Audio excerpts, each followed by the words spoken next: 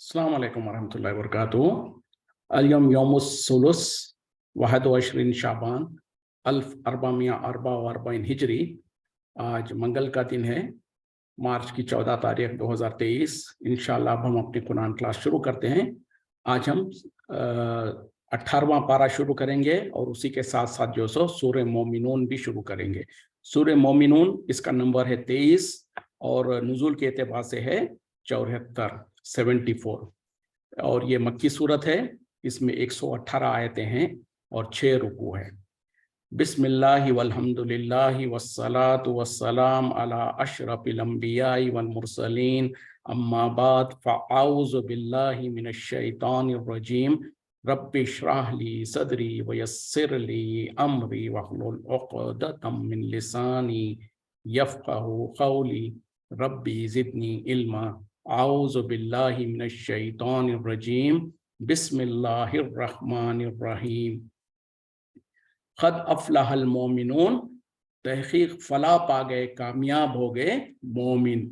अल्लज़ीना हुम फ़ी सलातिहिम ख़ाशिऊन, वो लोग जो अपने नमाज़ों में खुशू इख्तियार करते हैं, आजिज़ी और इनकिसारी करते हैं। वल्लज़ीना हुम अनिल लग़वी मोरिज़ून, और वो लोग जो कि लघु कामों से, लघु बातों से और बेहुदा बातों से एराज़ करते हैं, मुँह फेर लेते हैं। यानी मोमिनून मोमिन की जमा है, यानी एक होगा तो मोमिन और बहुत सारे होंगे तो मोमिनून। और मोमिनून किसको कहते हैं? वो लोग जो ईमान ला चुके हैं उनको कहा जाता है मोमिन। तो अल्लाह ताला यहाँ पर मोमिनों की तारीफ कर रहे हैं। तहक़ीक़ फला पा गए, कामयाब हो गए मोमिन लोग, वो लोग जो कि फिर, और मोमिन कौन है, उनकी कुछ सिफतें यहाँ पर खुद अल्लाह ताला ही बयान कर दे रहे हैं। वो लोग जो अपने नमाजों के अंदर आजिज़ी और इनकिसारी करते हैं। मतलब क्या है? नमाज जब पढ़ने खड़े होते हैं तो उसका एहसास होता है कि किसकी बारगाह में खड़े हुए हैं, यानी अल्लाह के सामने जो हमारा खालिक है, मालिक है, मलिकुल मुल्क है, सारे बादशाहों का बादशाह है, उसके सामने हम खड़े हुए। हम दुनिया में देखते हैं कि दुनिया में कोई बहुत बड़ा ऑफिसर है, कोई जो सो बहुत बड़ा बादशाह है या कोई ऐसा लीडर वगैरह है, तो उसके सामने लोग कितना अदब और एहतराम के साथ खड़े होते हैं। तो ये तो एक मिसाल है, वरना तो अल्लाह के लिए तो कोई मिसाल ही नहीं है। तो अल्लाह जो हमारा खालिक है, मालिक है, राज़िक है, मालिकुल मुल्क है, यानी तमाम बादशाहों का बादशाह है, उसके सामने जब हम खड़े हुए हैं तो कितनी आजिज़ी और इनकिसारी के साथ, कितने अदब और एहतराम के साथ खड़े होना है। फिर उसी के साथ साथ जब हम नमाज में हैं, यानी नमाज तो इबादत है, इबादत में जब अल्लाह के साथ हम खड़े हुए होते हैं, अल्लाह के सामने खड़े हुए होते हैं, तो वो खुशू और वो खुजू होना चाहिए, वो इत्मीनान, और उसके अंदर अल्लाह के साथ लगाव, और ये कि हम अल्लाह से बात कर रहे हैं। क्योंकि कुरान, ये नमाज ऐसी इबादत है जिसमें इंसान अल्लाह से गुफ्तगू कर रहा होता है। बल्कि सूरह फातिहा के बारे में जो तफसीलात हदीस में आई हैं कि अल्लाह ताला ने कहा कि मैंने नमाज को, यानी सूरह फातिहा को अपने और अपने बंदे के दरमियान में बांट दिया है, तकसीम कर दिया है। जब वो कहता है कि अल्हम्दुलिल्लाहि रब्बिल आलमीन, तो अल्लाह ताला उसका जवाब देता है कि मेरा बंदा मेरी तारीफ किया। इस तरीके से तो ये, और इस तरीके की तो तमाम चीज़ों को, बहरहाल लुब्बे-लुबाब ये है कि जब हम नमाज में अल्लाह के सामने खड़े हों तो हमारे अंदर वो कैफियत आनी चाहिए, वो एहसास होना चाहिए कि अल्लाह ताला को हम देख रहे हैं। और अगर ये एहसास नहीं हो सकता तो कम से कम ये एहसास हो कि अल्लाह ताला हमको देख रहा है। और जब अल्लाह के सामने हम खड़े हैं तो वो आजिज़ी और वो इनकिसारी और वो डर, और वो अपना पूरा का पूरा जहन को और दिमाग को, दिल को, सबको इकट्ठा करके एक एक रुख होकर बिल्कुल अल्लाह की इबादत जब करेंगे तो उन नमाजों की अहमियत और उसकी फजीलत ही कुछ और होगी। तो बहरहाल यहाँ पर अल्लाह ताला कह रहे हैं कि कामयाब हो गए मोमिन, वो लोग जो अपने नमाजों में खुशू इख्तियार करते हैं, खौफ इख्तियार करते हैं, और अल्लाह के साथ पूरी तवज्जो के साथ, इत्मीनान क़ल्ब के साथ, इधर उधर जहन भटके बगैर नमाजों को अदा करते हैं। वल्लज़ीना हुम अनिल लग़वी मोरिज़ून, और वो लोग जो कि लघु से, बेहुदा बातों से मुंह फेर लेते हैं, एराज करते हैं। लघु क्या चीज़ है? हर वो चीज जो बेफायदा हो, जिसमें कोई फायदा ना हो, वो लघु चीज है। और उसके अलावा खास तौर पर हंसी मजाक, बेवजह के हंसी मजाक करना, उठपटांग बातें करना, जिसका कोई दुनिया का फायदा हो ना दीन का फायदा हो, ये और इस तरीके के बेहुदा चीजें जो भी है, कहने किसी को गाली गलौज कर देते हुए, किसी को तकलीफ देते हुए इस तरीके से बातें करना, किसी को हकीर करते हुए, तो ये सारी के सारी चीजें ये लघु में आ जाएगी।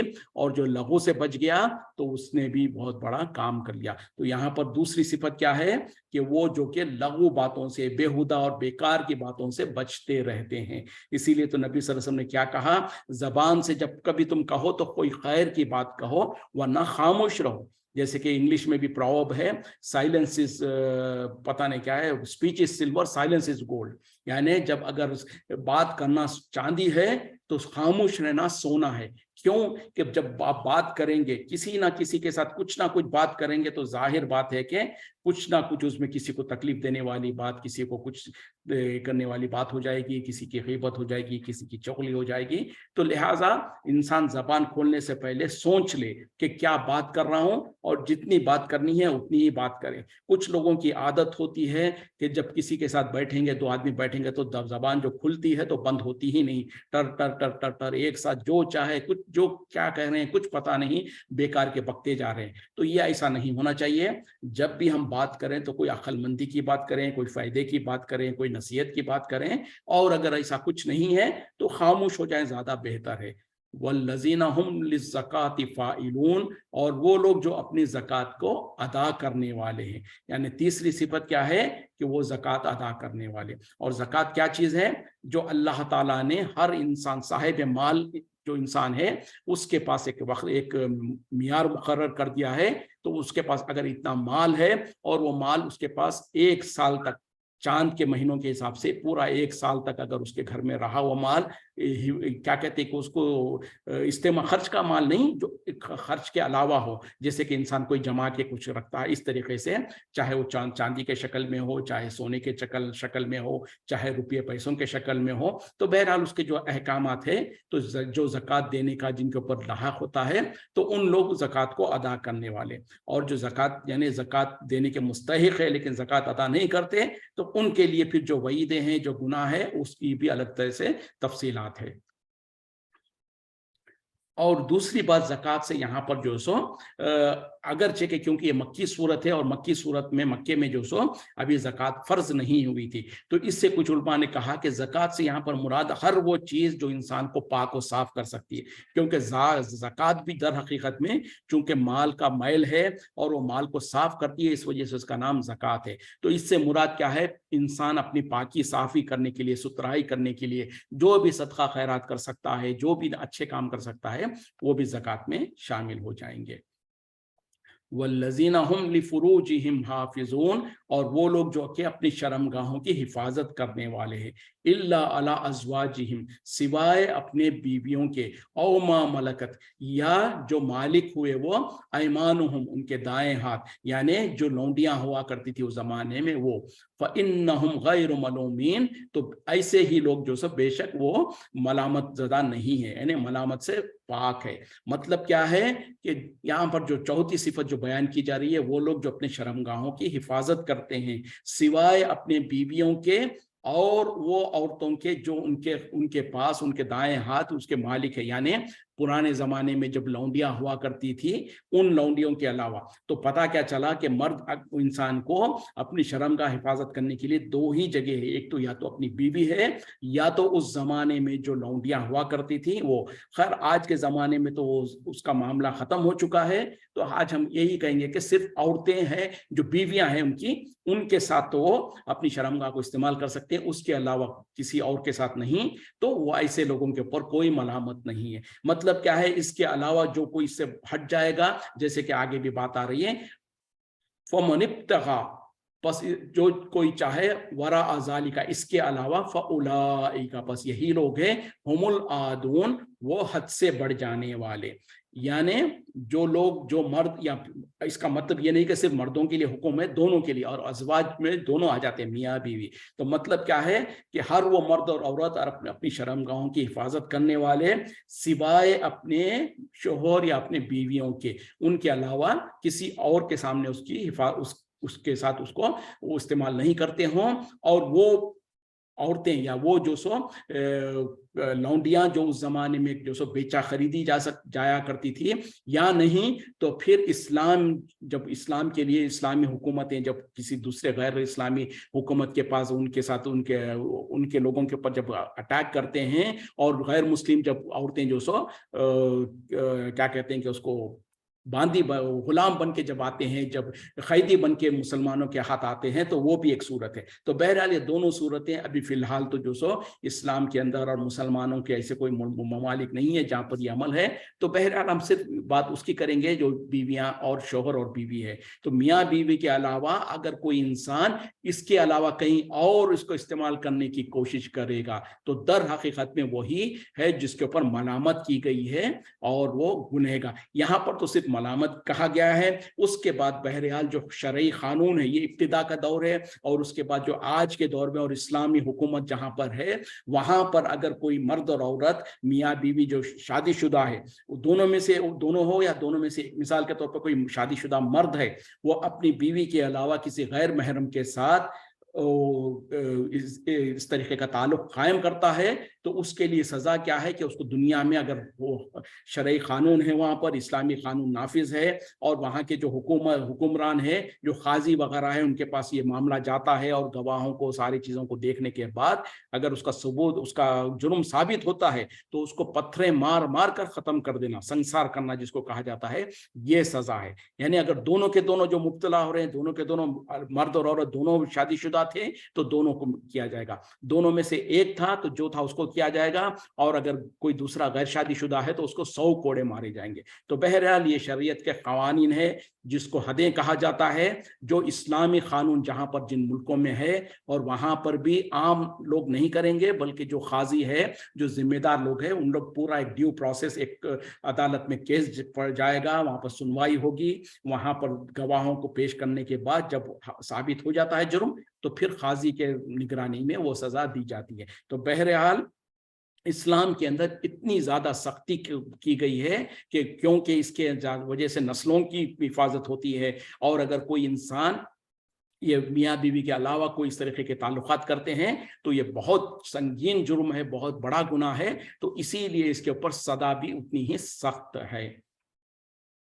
वल्लज़ीना, और वो लोग जो कि हुम लि अमानातिहिम, जो अपने अमानतों का, व अहदिहिम, और अपने अहद का, राउन, रियायत करते हैं या उसका पास रखते हैं। यानी वो लोग जो अपने अमानतों का और अहदों का रियायत करते हैं, या उसकी हिफाजत करते हैं, या उसके मुताबिक अमल करते हैं। अमानत क्या है? जैसे कि हम आम जबान में भी जानते हैं कि अगर किसी ने आपके पास कोई चीज़ अमानतन रखी, और तो आप अमीन बन गए उसमें। यानी मिसाल के तौर पे पहले ज़माने में ये होता था कि लोगों के पास जो सोना चांदी या कोई माल वगैरह होता, और ख़ास तौर पे वो महफूज नहीं होते घर वगैरह, तो जब सफ़र करने जा रहे हैं, कहीं बाहर जा रहे हैं, तो वो चीज़ों को अपने किसी रिश्तेदार के पास, अपने किसी पड़ोसी के पास रखे जाते थे कि जब हम वापस आ जाएंगे तो हम इसको ले लेंगे। तो इसको अमानत कहा जाता है। आज भी हो सकता है, कोई वो नहीं है। और अमानत की बहुत सारी शक्लें हो सकती है। एक तो आम तौर पे जो अमानत जो होती है उसका मैं जिक्र कर रहा हूँ कि किसी ने आपके पास कोई माल रख दिया, कुछ पैसे रखा, कोई चीज रख दिया, और कहा कि ये मेरे तरफ से आप अपने पास हिफाजत से रखिएगा, जब हम मांगेंगे तो आप हमको दे देना है। तो इसमें हम मालिक नहीं बन जाते, जो जिसके पास रखाया गया है वो उसका मालिक नहीं बनता है। और ना ही ये कि इसको इस्तेमाल करने की कोई इजाजत है, सिवाय ये कि अगर मालिक उसका इजाजत दे दे तो और बात है। मिसाल के तौर पर गाय, बकरी, ये भैंस वगैरह जो होती है, जिससे दूध वगैरह निकलता है, अगर वो कोई चीज ऐसी है, अब उसको किसी ने, अपना पड़ोसी या किसी ने हमारे पास अमानत रख के गया, अब जाहिर बात है कि उससे दूध वगैरह निकलता है, तो क्या हम इसको इस्तेमाल कर सकते हैं? अगर मालिक ने कहा है कि ठीक है आप उसको चारा वगैरह भी देंगे, तो चारे का खर्चे के तौर पर आप जो सो उसका दूध वगैरह इस्तेमाल कर लीजिए, या नहीं तो उसने उसने कुछ कहा कि ठीक है आधा आप लेंगे आधा हमको और हमारे लिए रखिए, जो भी है इस तरीके से अगर बात तय होती है तो ठीक है, वरना तो फिर वो उसको इस्तेमाल नहीं कर सकता। वो सारा का सारा उसे जो कुछ फायदा वगैरह होगा वो मालिक का ही होगा, जो जिसके पास अमानत है उसको उसका इख्तियार नहीं रखता है। तो ये है माल है, इसके अलावा और कोई भी चीज हो सकती है जो अमानत के तौर पे रखी जा सकती है। और खास तौर पे जो आम तौर पे एक अमानत होती है जिससे लोग गफलत बरतते हैं, जिसको अमानत समझते ही नहीं है, वो है कोई राज की बात है। मिसाल के तौर पर आपका कोई दोस्त है, आपकी बहन है, आपका कोई सहेली है, या कोई दोस्त या कोई शौहर बीवी के जो आपस के ताल्लुकात होते हैं, उनके कुछ दिन रिश्ते होते हैं, वो किसी और से जो सो कोई शेयर करते हैं, वो आपस के नाराजगियां हैं या कुछ ऐसी चीज होती है, कोई राज की बात होती है, किसी ने आपके साथ शेयर कर दिया और अपनी दिल को हल्का करने के लिए या आपसे मशवरा करने के लिए उसने वो बात को आपके सामने पेश कर दिया और कहा कि भाई ये मेरा राज है, आप किसी को मत बताना। अब ये जो है ये भी अमानत है, बल्कि बहुत बड़ी अमानत है। अब होता क्या है, अक्सर लोगों के जहनों में जो सो इस बात का लिहाज नहीं रहता। उन्होंने ताकीद करने के बाद भी कि इस बात को किसी को ना बताना, अब इंसान है कि उसके जहन में उसके पेट में बात नहीं रहती, वो एक को बोलेंगे, वो बोल के उसको फिर बोलेंगे देखो उन्होंने तो बताया था मुझको मत किसी को मत बताने के लिए, मैंने तो आपको बता दिया, बस आप किसी को मत बताएं। तो जब आपने जिम्मेदारी लिया था और आप नहीं रोक सके उसको, तो सामने वाले से क्या गारंटी है कि वो रोकेगा। तो इसी तरीके से फिर अफवाहें फैलती हैं, इसी तरीके से लोगों के राज फाश हो जाते हैं। तो बहरहाल अगर किसी ने आपके पास कोई राज की बात रखी है तो उसको राज ही रखना है, उसको अमानत है वो भी, उसकी भी हिफाजत करना है। तो बहरहाल जो जो किस्म की अमानतें हो सकती है वो सब के बारे में उसकी रियायत करने वाले और उसी तरीके से अपने अहदों की रियायत करने वाले। अहद क्या है? सबसे पहले तो वो अहद जो हमने अल्लाह के साथ किया है, और वो अहद कब किया था? जब हम अभी पैदा भी नहीं हुए थे, आलम अरवाह में, जब तमाम आदम अलैहिस्सलाम के तमाम औलाद जो पैदा होने वाली थी, उन तमाम की रूहों को अल्लाह ताला ने जमा किया अपने सामने और पूछा कि बताओ क्या मैं तुम्हारा रब नहीं हूं? सब के सब ने, हमने, काफिरों ने, मुशरिकों ने, सब की रूहों ने ये वादा किया, ये ऐलान किया, या अल्लाह हम गवाही देते हैं यकीनन तो हमारा रब है। तो जब अल्लाह को, एक रब को हमने मान लिया, पहचान लिया और गवाही दे दिया, उसके बाद दुनिया में पैदा हुए, फिर उसके बाद माँ बाप और माशरा और अतराफ में जो कुछ जैसे हालत होते हैं उसके मुताबिक कोई यहूदी बन जाता है, कोई नसरानी बन जाता है, कोई कुछ, और कोई नाम नेहात मुसलमान तो रहता है लेकिन फिर शिर्क और बिदात और क्या कुछ इख्तियार कर लेता है। तो अगर हमने दुनिया में अपने माशरे के अंदर या आगे आगे पीछे की चीज़ों को देखकर अल्लाह के साथ जो अहद किया था उसको तोड़ दें या उसको भुला दें, तो ये सबसे बड़ा अहद शिकनी है, अहद को तोड़ने वाली बात है। उसके अलावा जैसे कि अमानतों की बहुत सारी शक्लें हो सकती है, उसी तरीके से अहद की भी बहुत सारी शक्लें हो सकती है। और एक बहुत अहम अहद क्या जो होता है वो मियाँ बीवी के दरमियान में, जिसको अक़्द कहा जाता। अक़्द मतलब क्या है? कॉन्ट्रैक्ट। जैसे कि कोई इंसान कोई कारोबार करने के लिए जैसा कोई अक़्द करता है, उसी तरीके से शादी ब्याह भी जो सो एक कॉन्ट्रैक्ट है, जिसमें एक अजनबी मर्द और एक अजनबी औरत आपस में जो सो कुछ अहद व पैमान करते हैं, कुछ वादे और नसीहतें, यानी कुछ खौल और करार होता है। शोहर कहता है कि मैं तुम्हारी देखभाल करूंगा, तुम्हारे नफ़े का ख्याल रखूंगा, तुम्हारी इज्जत की हिफाजत करूंगा। शोहर बीवी कहती है, जो बनने वाली बीवी है वो कहती है कि मैं अपनी शर्मगाह की हिफाजत करूंगी, मैं तुम्हारे सिवा किसी और के साथ कोई बदकारी नहीं करूंगी।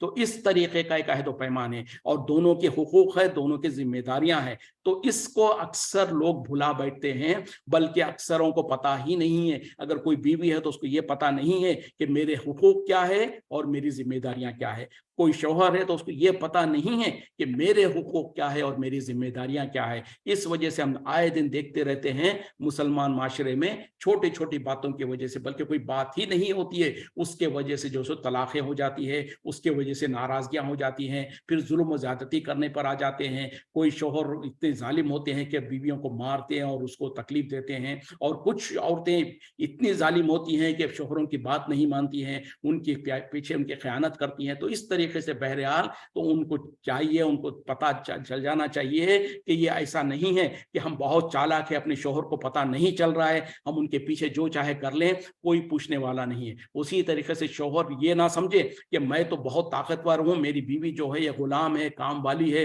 इसको पगार पैसे दे के मैं जितना चाहे इसके ऊपर जुल्म ज़्यादती करूँ, कोई मुझसे पूछने वाला नहीं है। क्योंकि ये तमाम के तमाम अहद है, और इससे दुनिया में अगर कोई पूछे ना पूछे, अल्लाह के पास हमको और ऊपर आपको तमाम को हिसाब देना पड़ेगा और पूरा पूरा हिसाब देना पड़ेगा। जैसे कि दुनिया में हम कोई कॉन्ट्रैक्ट बनाते हैं, कोई इंसान जो सो कोई चीज़ खरीदो फरोख्त करने के लिए कोई कॉन्ट्रैक्ट बनाता है, जिसमें खरीदने वाले की भी कुछ जिम्मेदारियां होती है, उसकी कुछ इख्तियारात होते हैं, बेचने वाले के भी होते हैं। तो उसी तरीके से दुनिया में हर किस्म के जो कॉन्ट्रैक्ट होते हैं, उसी तरीके से शादी ब्याह भी एक कॉन्ट्रैक्ट है। उसमें भी दोनों ने अपनी अपनी जिम्मेदारियों को निभाना है, दोनों भी अपनी अपनी अब जो सो इख्तियारात को उनको हासिल करना है। तो उसी तरीके से ये शादी ब्याह का जो कॉन्ट्रैक्ट है, ये एक बहुत बड़ा कॉन्ट्रैक्ट है। उसमें भी इंसान बहुत लापरवाही करते हैं, कहीं पर कुछ बहुत ज्यादा जुल्म हो रहा है तो कहीं पर दूसरी तरफ से कुछ ये हो रहा है, तो ये भी अल्लाह के पास इसका हिसाब देना पड़ेगा। और उसी तरीके से दुनिया में जो कुछ आप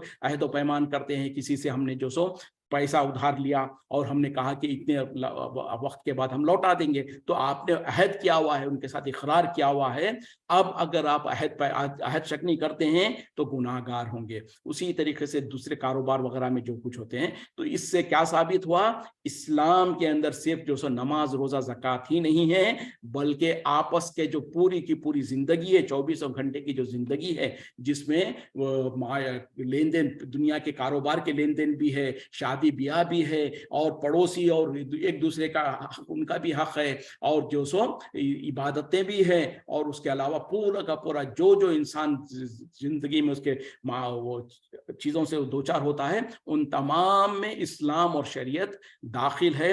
लोग ये समझते हैं कि बोले नमाज रोज़ा पढ़ लिया, उसके बाद में जो चाहे करें, आप अपनी मर्जी से क्या कारोबार कर रहे हैं, तो किसी को धोखा दे दें, किसी के साथ झूठ बोलें, किसी को गलत धोखे से कोई माल बेच दें, ये सब कुछ करते हैं और समझते हैं कि भाई इसमें तो दीन का कोई ताल्लुक ही नहीं है। हरगिज़ नहीं, बल्कि दीन आपके हर पहलू को, जिंदगी के हर एरिया में जो सो कवर्ड है। इसीलिए तो अल्लाह ताला अपनी इबादत के साथ साथ जो मखलूक़ात के खास तौर पे अमानतें और अहद व पैमान जो है रोजमर्रा में इंसानों का आपस में एक दूसरे से ज्यादा होता है, अगरचे कि अल्लाह के साथ भी है, लेकिन आपस में बहुत ज्यादा चीजें होती हैं। कोई इंसान ये गलत फहमी में ना रहे कि हम तो ये तो दुनिया के कमाल है, हम अक्लमंदी के साथ, अपनी चालाकी के साथ किसी को बेवकूफ बनाकर, किसी के आंख में धूल झोंक कर हम जो चाहे कर लें। अगर दुनिया में कोई वो नहीं देख रहा है तो क्या होना, अल्लाह तो देख रहा है, और कल क़यामत में अल्लाह के पास एक एक अमल का हिसाब देना पड़ेगा। और जब वहां पर कोई, आज दुनिया में हमने किसी के माल की चीटिंग कर दी, किसी को धोखा दे दिया,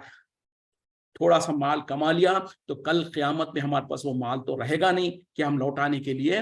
तो उस वक्त में जिसका माल हमने दुनिया में हड़प लिया था, उसके बदले में उसको अपनी नेकियां देना पड़ेगा। और एक वक्त आएगा जब इंसान की पूरी नेकियां खत्म हो जाएंगी, तो फिर सामने वालों के गुनाहों को लेकर इसके नाम अमल में डाला जाएगा और इसको मुंह के बल घसीटते हुए जहन्नम में डाल दिया जाएगा। तो नबी सल्लल्लाहु अलैहि वसल्लम ने कहा कि मेरी उम्मत का सबसे बड़ा मुफलिस इंसान वो है। तो दुनिया में लोगों को डर जाना चाहिए, खास तौर पे वो लोग जो कारोबारी लोग हैं, जिनका रोजाना लोगों से ताल्लुक होता है, चाहे वो कोई ऑटो ड्राइवर हो, तो किसी को किराए पे ले जा रहा है तो उसमें डंडी मार देना, उसमें धोखा दे देना। उसी तरीके से कोई तरकारी बेचता है या कोई चीज बेचता है तो उसमें धोखा दे देना। जो है किसी के भी साथ भी किसी भी तरीके से धोखा करता है, तो वो इंसान दर हकीकत में अल्लाह के पास गुनाहगार है। और अमानतों के बारे में जैसे मैंने बता दिया, और अहद, तो बहरहाल नबी सल्लल्लाहु अलैहि वसल्लम ने और एक हदीस में बताया कि मुनाफिक की निशानियां, एक हदीस में 3 कहा, दूसरे में 4। तो उसमें से क्या है, अमानत जिसके पास रखी जाए वो अमानत में खयानत करे तो वो भी मुनाफिक है। और मुनाफिक की सजा क्या है, सबसे निचले दर्जे में जहन्नम की गिर रहेगा वो। तो अल्लाह हमको महफूज रखे। और हमारे जहनों में जो बैठा हुआ है, ये तो मामूली चीजें हैं, धोखा दे देना, झूठ बोल देना, किसी को जैसे चाहे वैसे बेवकूफ बना देना, हम समझते हैं कि ये तो हमारी अक्ल और कमाल है। नहीं, ऐसा नहीं है। अल्लाह के पास एक एक अमल के बारे में, एक एक किसके बारे में हिसाब देना पड़ेगा। और क़यामत के दिन अगर हिसाब देना पड़े तो वो बहुत भारी है। तो इससे बेहतर है कि दुनिया में हम जहां का वहां, जिसके साथ अगर कोई धोखा किया है, कोई नुकसान किया है उनका, तो या तो उनके पास जाके उनका माल लौटा दें और उनसे माफी चाह लें, क्योंकि दुनिया में तो हम रफा दफा कर ले सकते हैं। और अगर नहीं कर पाए और आखिरत में उसको कैरी फॉरवर्ड कर लिया तो फिर खसारा ही खसारा है। अल्लाह महफूज रखे। वल्लज़ीना हुम अलस्सलावाती, वो लोग जो कि अपनी नमाजों के युहाफिजून, हिफाजत करने वाले। देखिए, नमाजों के बारे में पहले बात गुजर चुकी थी, پھر اللہ تعالیٰ کہہ رہے ہیں کہ وہ لوگ جو اپنے نمازوں کی حفاظت کرنے والے ہیں. اور نمازوں کی حفاظت سے کیا مراد ہے؟ مطلب کیا ہے؟ جیسے کہ انسان کوئی اپنا مال کو حفاظت کرتا ہے کہ وہ ضائع نہ ہو، تو اسی طریقے سے نمازوں کی ایسی حفاظت کی جائے کہ وہ کہیں ضائع نہ ہو جائے. یعنی نماز تو ہم پڑھ رہے ہیں اور پتہ چلا کہ اللہ کے پاس وہ شمار ہی نہیں ہو رہی ہے، وہ ضائع ہو گئی، تو کتنی تکلیف ہوگی. اور اندازہ کریں کہ کوئی انسان 30-40 سال سے ہم نماز پڑھ رہا ہے اور پتہ چلا کہ اللہ کے پاس جب وہ انتقال کے بعد، مرنے کے بعد جب اللہ کے پاس جائے گا قیامت کے دن اللہ تعالیٰ حساب لے گا تو پتہ چلا کہ کوئی نمازیں ہی نہیں ہیں، تو کتنی تکلیف ہوگی اس کو، کتنا اس کا نقصان ہوگا، کتنا خسارہ ہوگا. کیا ہم میں سے کوئی چاہے گا کہ ہم نے نمازیں تو پڑھی ہے اور وہ نمازیں پورے رائگاں جائیں اور برباد ہو جائے، ضائع ہو جائے؟ ہرگز نہیں. تو نمازوں کی حفاظت کیسے ہوتی ہے؟ نمازوں کو جیسے کہ نبی صلی اللہ علیہ وسلم نے خود ایک حدیث میں فرمایا، سلو کما رائیتمونی اصلی، نماز پڑھو ویسے جیسے کہ تم مجھ کو نماز پڑھتے ہوئے دیکھتے ہو. تو یہ تو صحابہ اکرام کے لیے تھا، کیونکہ صحابہ اکرام نبی صلی اللہ علیہ وسلم کو اپنی زندگی میں دیکھا کرتے تھے نماز پڑھتے ہوئے. آج ہم تو نبی کو نہیں دیکھتے ہیں، لیکن نبی صلی اللہ علیہ وسلم نے کس طریقے سے نمازیں پڑھی ہے، ان کا پورا طریقہ سب کچھ حدیثوں کے اندر موجود ہے. چھوٹی چھوٹی حرکتیں جو آپ صلی اللہ علیہ وسلم کرتے تھے نماز میں، وہ سب کچھ موجود ہے. تو چھوٹی چھوٹی چیزوں تک جانے سے پہلے جو اہم بنیادی جو چیزیں ہیں جن کی وجہ سے نماز باطل ہو سکتی ہے، ضائع ہو سکتی ہے، ان چیزوں کو جاننا ضروری ہے. اور جن چیزوں سے جو چیزیں نمازوں میں لازم ہے، جیسے کہ وضو کرنا لازم ہے، بغیر وضو کے نماز نہیں ہوگی. اسی طریقے سے طہارت لازم ہے. اسی طریقے سے سورہ فاتحہ پڑھنا لازم ہے. اگر آپ نے کسی بھی رکعت میں سورہ فاتحہ نہیں پڑھا تو آپ کی نماز نہیں ہوتی ہے. تو اس طریقے سے جو کام کرنے کے لازم کرنے کے ہیں اس کو جانا جائے، اور کون کاموں سے کرنے سے نماز ضائع ہو جاتی ہے اس کا پتہ چلنا چاہیے، اور کون سے کام ایسے ہیں اگر غلطی ہو گئی، بھول ہو گئی تو اس پہ سجدے سہو کن چیزوں پر ہے. تو یہ تمام کے تمام چیزیں جان کر اس کے مطابق جیسے اللہ کا حکم ہے، جیسے کہ نبی صلی اللہ علیہ وسلم نے نماز پڑھا اور صحابہ اکرام نے آپ کو دیکھا اور حدیث کی کتابوں میں موجود ہے، تو ان تمام چیزوں کی حفاظت کرتے ہوئے اور اس کے ساتھ ساتھ توحید پر جو انسان ہو اسی کی نماز قبول ہوتی ہے. اگر ہم جو سو نمازیں تو پڑھ رہے ہیں، ساتھ میں یا علی المدد، یا غوث المدد، یا فلاں المدد، اور اس طریقے سے امیدیں لگا رہے ہیں، درگاہوں پہ جا کے، قبروں کے پاس جا کر سجدے کر رہے ہیں، رکوع کر رہے ہیں، نظریں نیازیں کر رہے ہیں، تو یہ تو کھلم کھلا شرک کرنے والی بات ہے. اور جو شرک کرے گا اس کا کوئی بھی عمل اللہ تعالیٰ قبول نہیں کرتا. تو اس طریقے سے بہرحال تمام چیزیں جو جس سے رکنے کا ہے اسے رکے، جو کرنا ضروری ہے اس کو کریں. تو اس طریقے سے جب انسان نمازیں پڑھے گا اور اس کی حفاظت کریں، جیسے کہ ہم کو اپنے پاس مال اور دولت ہو تو ہم اس کی حفاظت کیسے کرتے ہیں، اس سے بھی کہیں زیادہ ان نمازوں کی حفاظت کرنا ضروری ہے. کیونکہ یہی تو ہماری آخر کار جا کر ہماری جو جمع پونجی جو ہوگی کل قیامت میں اجر اور نیکیوں کے طور پر، ثواب کے طور پر، وہ یہی ہوگا. نمازیں اور جو عبادت کی جو شکلیں ہم نے کی ہیں تو ان کی حفاظت کرنا ضروری ہے. کیونکہ ایسا نہ ہو کہ ہم خوش فہمی میں تو ہے کہ ہم نمازیں پڑھ رہے ہیں اور عبادتیں کر رہے ہیں اور اب پتہ چلا کہ اللہ کے پاس اس کا کوئی حساب کتاب ہی نہیں ہو رہا ہو، تو پھر اس سے بڑا خسارہ کیا ہو سکتا ہے. اولئک، یہی لوگ ہیں، ہم الوارثون، جو کہ وارث ہونے والے ہیں، وارث بننے والے. کس چیز کے؟ الذین یرثون، وہ لوگ جو کہ وارث ہوں گے الفردوس، فردوس کا یعنی جنت الفردوس کا. ہم فیہا خالدون، وہ اس میں ہمیشہ ہمیشہ رہیں گے. دیکھیں اتنی آیتوں میں اللہ تعالیٰ نے کچھ صفات وغیرہ بیان کیا ان مومنوں کی جو کامیاب ہونے والے ہیں. پھر اب کہا کہ وہی لوگ ہیں جو وارث بنیں گے، جنت الفردوس کے وارث، جس میں وہ ہمیشہ ہمیشہ رہیں گے. یعنی جنت مل جانا ہی بہت بڑی بات ہے. یہاں پر تو اللہ تعالیٰ کہنے کہ جنت الفردوس، اور جنت الفردوس کیا ہے؟ جنت میں سب سے اعلیٰ مقام، سب سے بلند مقام جو ہے اس کو فردوس کہا جاتا. اور نبی صلی اللہ علیہ وسلم نے کہا کہ جب کبھی تم اللہ سے جنت طلب کرو تو جنت الفردوس طلب کرو. اگرچہ کہ ہم جانتے ہیں کہ ہمارے اعمال اس طریقے کے، اس درجے کے نہیں ہیں کہ ہم جنت الفردوس میں جا سکیں، لیکن ہم اپنی کمیوں کو نہ دیکھیں، اس رب کے طرف دیکھیں جو دینے پر قادر ہے، اور اس کی وہ اپنے انداز سے دیتا ہے. تو جب انسان اپنے رب سے مانگ رہا ہے تو کھل کر مانگے جو بھی مانگنا ہے. اور نبی صلی اللہ علیہ وسلم نے خود کہا کہ جب تم جنت اللہ سے طلب کرو تو جنت الفردوس طلب کرو. اور اس سے کیا پتا چلا؟ یقیناً ہم کو جنت طلب کرنا ہے اور جہنم سے بچنے کی پناہ مانگنا ہے، جہنم سے پناہ مانگنا ہے اللہ سے. اور یہ یقیناً جہنم ڈرنے کی چیز ہے اور جنت उम्मीद और लालच की चीज़ है। इसी के लिए इस जन्नत की तलब के खातिर, यानी उस लालच में और इस फिक्र में और इस ख्वाहिश में कि अल्लाह ताला हमको जन्नत अता फरमाए, जन्नतुल फिरदौस अता फरमाए, और इस डर और इस खौफ और इस फिक्र से कि कहीं हम जहन्नम में ना चले जाए, जहन्नम से बचने के खातिर हम अल्लाह की इबादतें करते हैं, करना चाहिए, इसमें कोई ऐब नहीं है। अगरचे कि हमारे मुल्कों में कुछ किताबों में ऐसा लिख दिया गया कि अल्लाह की इबादत करो भले बिना किसी मकसद के, बिना किसी तलब के, ये गलत है। नबी सल्लल्लाहु अलैहि वसल्लम ने भी कहा कि जन्नत को तलब करो, अल्लाह से जन्नत को मांगो, और उसी तरीके से कहा कि जहन्नम से पनाह मांगो, अल्लाह से पनाह मांगो कि अल्लाह हमको जहन्नम से बचा दे। तो जहन्नम का खौफ और जन्नत में की उम्मीद, ये चीज़ें अल्लाह से मांगने की ज़रूरत है, कोई उसमें शर्माने की ज़रूरत नहीं है, और उसी के लिए इंसान अपनी बंदगी भी करता है ताकि हम जन्नत पा सके और जहन्नम से बच सके। तो बहरहाल अल्लाह ताला यहाँ पर करें कि यही लोग हैं जो वारिस बनेंगे, जन्नतुल फिरदौस के वारिस, जिसमें वो हमेशा हमेशा रहेंगे। अल्लाह ताला हम तमाम को जन्नतुल फिरदौस अता फरमाए, आमीन या रब्बल आलमीन। वलक़द ख़लक़नल इंसान, और तहक़ीक़ हमने पैदा किया इंसान को, मिन सुलालतिन मिन तीन, चुनी हुई मिट्टी से। यानी अब अल्लाह ताला इंसान की पैदाइश और उसकी जो सो खिलकत का जो अदवार है उसको बयान कर रहे हैं कि तहक़ीक़ हमने इंसान को चुनी हुई या ख़ास किस्म की एक मिट्टी से हमने उसको पैदा किया है। और ये कैसा पैदा करना, मतलब क्या है, जो आदम अलैहिस्सलाम को अल्लाह ताला ने सबसे पहले उनका मिट्टी से एक पुतला बनाया और उसमें रूह फूंक दिया था, तो उसको अल्लाह ताला याद दिला रहे हैं। और चूंकि हमारे बाप आदम अलैहिस्सलाम मिट्टी से बनाए गए थे और वही मिट्टी की सिफत तमाम इंसानों के अंदर है, एक उसका माने है। और दूसरा माने ये भी है कि इंसान की जो कुछ खुराक होती है, जो उसका रिस्क होता है, वो तमाम का तमाम भी डायरेक्टली या इनडायरेक्टली मिट्टी से ही निकलता है। तो उसका भी है, और एक माना भी है कि अगरचे के उसके बाद जो इंसान की पैदाइश होती है वो भी अल्लाह ताला आगे जिक्र कर रहे हैं। तो इब्तिदान जो आदम अलैहिस्सलाम की पैदाइश की गई थी मिट्टी से है, वो एक माने है। और आम तौर पे जो इंसान जो भी रिस्क खाता है वो भी तमाम मिट्टी से ही निकलता है। सुम्मा जालनाहु, फिर हमने उसको बना दिया नुतफतन, नुतफा, फी क़रारिम मकीन, एक मजबूत जगह में।